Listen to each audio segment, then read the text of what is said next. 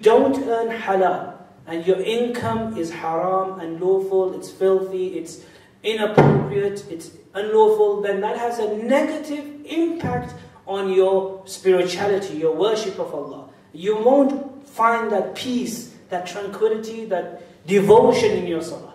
So anyway, this is very important. We need to realize mu'amalat is a very important branch of the teachings of Islam. The Quran is filled with verses to do with mu'amalat, with how we earn our money. Unfortunately, we live in a time, and this was predicted, predicted and forecasted by the Messenger of Allah sallallahu ta'ala alayhi wa sallam in the hadith of Sahih al-Bukhari, that a time will come, يَأْتِي عَلَى النَّاسِ زَمَانًا, a time will come on the people, لَا يُبَالِ الْمَرْءُ مَا أَخَذَ مِنْهُ أَمِنَ الْحَلَالِ أَمِنَ الْحَرَامِ. A time will come on the people that people, a person, يَأْتِي عَلَى النَّاسِ زَمَانٌ لَا يُبَالِ, a person will not care, an individual will not care, لَا يُبَالِ الْمَرْءُ مَا أَخَذَ مِنْهُ, from where he or she has acquired his wealth. أَمِنَ الْحَلَالِ أَمِنَ الْحَرَامِ, whether it's from halal, whether it's from haram, people won't care. It's one of the signs of the final hour. Like many other signs, أشراط الساعة, the signs of the final hour, the signs of Qiyamah. The Messenger sallallahu alayhi wa sallam forecasted this, predicted this long time ago. And he said, a time will come, people won't care. For them, they think this life is everything. That's the problem. We think this life is everything. We don't see beyond this life. This life of how many years? 60, 70 years. You know, if you're 40, you've probably got another 20 to go. If you get anything extra, it's a bonus. Yeah, ask the medics. Many of you are medics here. Well, I don't know what the average span is right now, but I asked some medics, and I always keep on asking this, because it's something to keep in our mind. It's a short life. You know, when you're about 40, you think to yourself that I'm not 40, I'm 20, I've got 20 left. I normally say that when you're 30, when you're going up, you know, we have these log flumes. Do you know what those are? You know, we have these entertainment parks in England, we have them. So we have this ride, the boat. You know, the boat goes all the way top and then goes down, yeah? So, you know, the first part of your life, we're climbing up slowly, 9, 10, 11, 12, 21, 22, you know? It's very nice and simple life. Then you hit 30, then you're at the top. And then you're just going to go down straight. It's very quick. And after 30, you don't become 31, it's 29, 28, 27, 26, 25, 23, 22. You're going down to your death. It's a short life. Seriously, everyone has to die.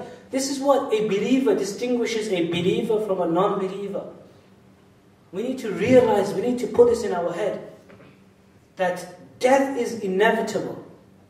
That doesn't mean that we go to the other extremes and we just go in a jungle, or maybe in a mountain in Norway, you know, on top of the snow, and just sit there and say, you know what, I'm going to die anyway, so let me just, you know, just stay here. Yeah, we don't become monks, and we don't go into monasteries. That's another extreme. Some people did that, which is called rahbaniyah.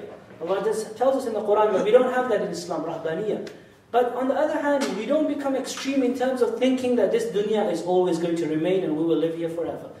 اعمل لدنياك بقدر بقائك فيها وَعَمَلْ لِآخِرَتِكَ بِقَدْرِ بَقَائِكَ فِيهَا. The Messenger of Allah sallallahu alayhi wa sallam tells us, work for this world as long as you need to live here. And put in the effort for your next life as long as you're going to live there. How long are we going to live in the next life? How many years? 39? How long? What's our belief? How long is the next life? How long is the next life? Eternity. Eternal. Just imagine, subhanallah, eternity. Compare 600,000 million years with 60 years. Is there any comparison? Imagine, you know, after 600,000 million years you've lived in Jannah, inshaAllah ta'ala, and you meet your friend who you were studying with at the university here in Oslo. After 600,000 million years. Just imagine. And one day you said, let's go and have some coffee. Let's go and come on, you want to go? Let's have some coffee, let's chill. Do you use the word chill here? I don't know, you do. Let's chill out for a bit. And then you just start talking. Do you remember You tell your friend, do you remember there was a long, long time ago, we were living in a place called dunya, the world. Oh yeah, long time ago. I remember. Dunya. Oh yeah, dunya, I remember. Do you remember? Yeah, I can vaguely remember. I was born, I remember I studied, I think I did medicine. I married, I had children, grandchildren, and I died. Yeah, I remember. Yeah, exactly. This is what it is. And you know what? I'm not making this up. I don't make anything up. Even examples. It's from the Quran. Allah says in the last juz of the Quran, we read, كَأَنَّهُمْ يَوْمَ يَرَوْنَهَا لَمْ يَلْبَثُوا إِلَّا عَشِيَّةً أَوْ ضُحَاهَا. When they will see, when the human beings, when they will go into the next life, when we go into the next life, لَمْ يَلْبَثُوا, it will feel to them, it will seem to them that they never lived in the world except عَشِيَّةً أَوْ ضُحَاهَا, except a moment of the morning or the moment of the night, evening. This is how it will feel. And that seriously, after 600,000 years, it will feel, it was just like a few hours in the morning, or it was just an evening that you spent in the dunya. It is 60 years. So we need to get that in our head as well. We need to create the balance. We don't become monarchs, and we don't sacrifice everything and that's it, we go into the wilderness. But at the same time, we need to realize that this dunya is temporary. We need to realize that. And we need to understand that money is a means of us becoming close to Allah, to servitude towards Allah. We don't become the worshippers of money. We don't become worshippers of our careers and degrees and our wealth. The hadith says, لُعِنَ عَبْدُ الدِّينَارِ وَعَبْدُ الدِّرْهَمِ. Cursed is the slave, abd. You know the word abd, we have Abdullah. Yeah? Abdullah means the slave of Allah, Abdul Rahman. The Messenger of Allah sallallahu ta'ala alayhi wa sallam is saying, cursed is Abdul Dinar. I hope nobody has that name here. Abdul Dinar. Cursed is Abdul Dinar. Cursed is in other words, Abdul Crown. See, that's what it is. The slave of the crown, the slave of the dollar. You know, this is a hadith. The Messenger sallallahu alayhi wa sallam said, وَعَبْدُ الدِّرْهَمْ وَعَبْدُ الدِّينَارِ. Cursed. Slave, meaning that he's worshipping the slave. He's worshipping the dinar and the dirham. This is what abd means. Abd means ibadah, ubudiyah, worshipping. Now, what does worshipping mean? Worshipping doesn't mean that he puts all the crowns in front of him and says, Allah. It doesn't mean that. What does it mean? What does worship mean? Worship means that your sole aim, objective in life is that thing. You know, ma'bud in Islam, shirk and tawheed, we need to understand this. In Islam, when you're involved in worshipping some other deity, some other thing or someone else besides Allah subhanahu wa ta'ala, it doesn't mean that it's just some sort of partner or someone you've created. It's anything that you give importance to more than Islam and God and Allah. This is what this is saying. Look, the worshippers of money, if his sole objective in life is wealth, he gives wealth more importance than his religion, right? Then that means he's a worshipper of the wealth. That's what we have, even in English, we have these terms. You know, this is my boyhood idol. You know, idol. In the olden times, idol, you know, idol, yeah? In Arabic they say sanam. Idol means, you know, they used to worship these statues, but it doesn't have to necessarily be like a statue that you carve out with two eyes. It could be anything, it could be money, it could be car. For some people, their idol is their car. You know, they just worship their cars every morning, checking for every small scratch, and he's just so engrossed at the expense of your duties towards Allah, then you're an Abdul Sayyara. Sayyara means a car, Abdul Car.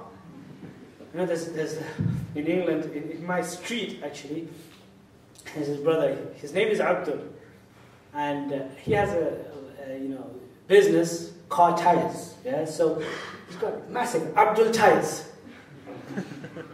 I get my car tires done by him as well. So I had a word with him once. I said, look brother, your name is Abdul something. I said, what's your full name? He said, my name is Abdul Razzaq. So I said, it doesn't look nice. Abdul Tires, it's like the worshipper of tires. Let's change that. That's his business name, Abdul Tires. So then he changed it. I don't know, I can't remember where he changed it to. But this is worshipping besides Allah, anyone giving importance to. So anyway, going back to what I was saying, there's a lot of importance, and I want to talk about some few issues before we go into the Q&A. But there's a couple of hadith in the Sunan of Imam al-Tirmidhi. The Messenger sallallahu alaihi wasallam, 2 hadiths.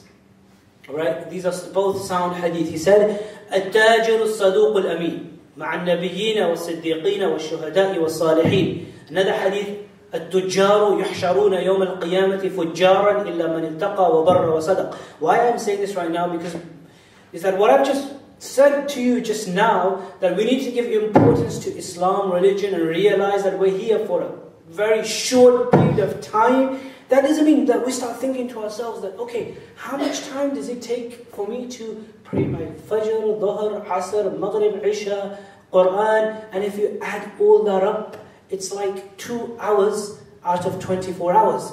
That means 22 hours I'm sleeping, I'm earning, I'm studying at the university, I'm working, doing job, doing this. That means I'm a worshipper of my income and wealth. That question might come. And this is what I'm trying to address right now. That it doesn't mean literally what I said, it doesn't mean literally like this. It means that even besides those 2 hours, you have your Fajr, you have your Dhuhr, Asr, Maghrib, your recitation of the Book of Allah, you are making tilawah of the Book of Allah, you are sending blessings on the Messenger sallallahu alaihi wasallam, you are worshipping Allah, you are waking up in the middle of the night. All of that, even if that totals to 2 hours, but the rest of the time as well, if you do it in accordance with the rules and guidelines, then even that becomes deen and Islam and worshipping Allah. This is the beauty of our religion. This is what we call tasheehun niyyah. Every hadith book you pick up in Arabic, more or less, like the Sahih of al-Bukhari, the first hadith is hadithun niyyah, right? إِنَّمَا الْأَعْمَالُ بِالنِّيَّاتِ. Actions are by the intentions. So, changing the intention. Now, these 2 hadith that I've just quoted from Sunan al-Tirmidhi, the Messenger sallallahu alayhi wa sallam, what does he say? He says, look, at-tujjar, all the businessmen, tradesmen, which includes professionals, which includes anyone earning money, the medics, the doctors, the engineers, the lawyers, the solicitors, the barristers, the whatever. Okay, at-tujjar, yuhsharuna, all of them, all of us, because everyone's earning money, will all be resurrected yawm al-qiyamati, on the day of judgment, fujjar, as sinners, as disobedient people. We're scared, disobedient, all of them. He said, don't worry. Straight away the Messenger sallallahu alaihi wasallam says, illa, except a few. Illa man ittaqa wa barra wa sadaq, except the one who feared his Lord in earning money, who avoided the haram. He avoided the haram. إِلَّا مَنِ اتَّقَى وَبَرَّ, he was righteous in his dealings. And إِلَّا مَنِ اتَّقَى وَبَرَّ وَصَدَقَ, and he was truthful. In other words, he did his business in accordance with the rules of Islam. The other hadith, again in the Sunan of Imam al-Tirmidhi, sound hadith, the Messenger sallallahu alaihi wasallam said, similar hadith, he said, now he's looking at it from another angle. He said, all the people who earn money are sinners, except a few. But now he's looking at it from this angle. He said, التاجر الصدوق الأمين مع النبيين والصديقين والشهداء والصالحين. التاجر, a tradesman, a businessman, the one who's earning money, whatever job, whatever career, whatever professional career he or she has.